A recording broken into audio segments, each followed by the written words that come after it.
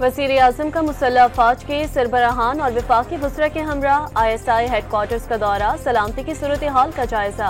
मुसल्लह अफ़वाज भारतीय जारहियत से मुकाबले के लिए मुकम्मल तैयार हैं, वज़ीर-ए-आज़म को ब्रीफिंग।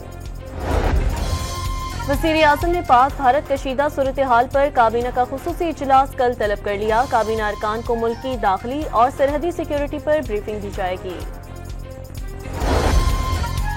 बिलावल भुट्टो ने भारत को मुज़ाकरात के तबाही में से एक रास्ता चुनने का मशवरा दे दिया। पाकिस्तानी कौम ने सर झुकाकर जीना नहीं सीखा, जयाले चेयरमैन का कौमी असम्बली में खिताब। सिफारती तन्हाई का शिकार भारत बंद गली में दाखिल हो गया। वफाकी वज़ीर इत्तलात अता तारड़ ने मोदी सरकार को दहशतगर्द करार दे दिया।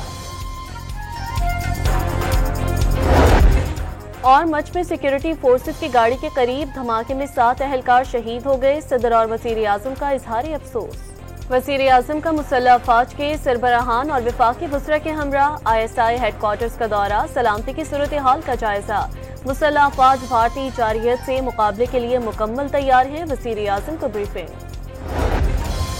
वज़ीर-ए-आज़म ने पाक भारत कशीदा सूरत हाल पर काबीना का खुसूसी इजलास कल तलब कर लिया। काबीना अरकान को मुल्क की दाखिली और सरहदी सिक्योरिटी पर ब्रीफिंग दी जाएगी।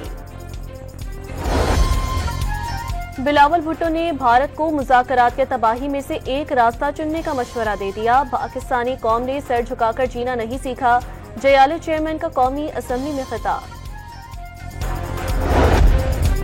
सिफारती तन्हाई का शिकार भारत बंद गली में दाखिल हो गया। वफाकी वज़ीर इत्तलात अता तारड़ ने मोदी सरकार को दहशतगर्द करार दे दिया।